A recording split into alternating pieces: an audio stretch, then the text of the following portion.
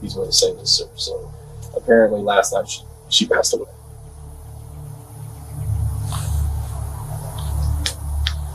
How did On the evening of May 11th, Austin police received a frantic 911 call. A woman's voice trembled on the line. "My friend is staying with me. I just walked in, she's laying on the bathroom floor, and there's blood everywhere." The caller was Caitlyn Cash. The victim was her close friend, 25-year-old Mariah Wilson, an elite gravel cyclist visiting Austin for a major race. When officers arrived, they were met with a scene that would haunt them. Mariah lay motionless, blood pooled beneath her head, and almost immediately, police noticed something chilling.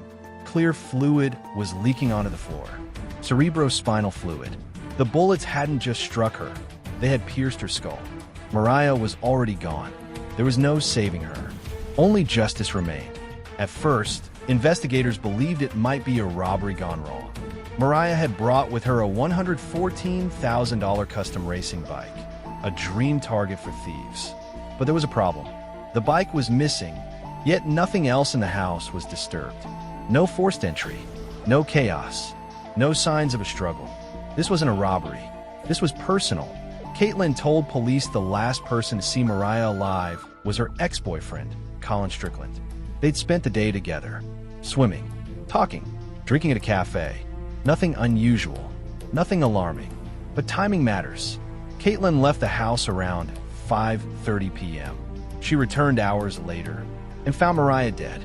That narrow window became everything. Police searched nearby woods and suddenly found the missing bike. Dumped, left in plain sight. It didn't feel like a mistake. It felt staged, a distraction, and someone smart enough to mislead police was smart enough to plan murder. Shell casings were recovered from the scene. A gun had been used, execution style. Police needed to rule people out fast. Caitlyn was swabbed for gunshot residue. Negative. She wasn't the killer. That left one name rising to the top. Colin Strickland. Security cameras from the neighborhood revealed something disturbing. A black Jeep SUV slowly approached the house. Then gunshots. Then silence. Then the Jeep fled. The footage was grainy. No license plate. No clear face. But days later, police went to speak with Colin, and parked right outside his home was a black Jeep with a bike rack. It wasn't his. It belonged to his girlfriend, Caitlyn Armstrong. That's when everything changed. Police hadn't just uncovered a suspect. They'd uncovered a love triangle. Colin and Caitlyn had been together for years. They broke up briefly, and during that break, Colin had a month-long affair with Mariah. Even after getting back together with Caitlyn, Colin continued seeing Mariah, texting her, meeting her, hiding her contact name in his phone, because Caitlyn was jealous, possessive, and deeply threatened. When police interviewed Colin, his alibi held. Text messages, timestamps, locations. He wasn't the shooter. But Caitlyn? Her movements that night were unaccounted for. She owned the Jeep scene at the scene. She knew where Mariah was staying. She had motive, obsession, jealousy, rage. Police tried to bring Caitlyn in, using a minor warrant as an excuse. But then disaster. The warrant wasn't hers. Wrong date of birth. She was free to leave. And when she asked for an attorney, questioning legally had to stop.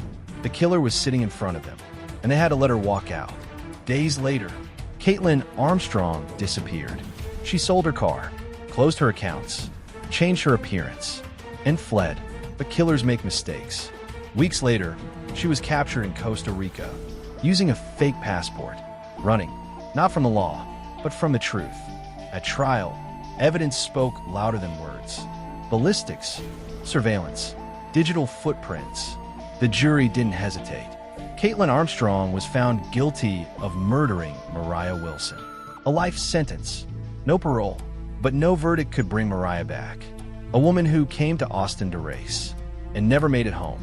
This wasn't just a murder. It was what happens when jealousy turns into obsession, and obsession turns into something deadly. And it's a reminder that sometimes the most dangerous person in your life is the one who already knows your name.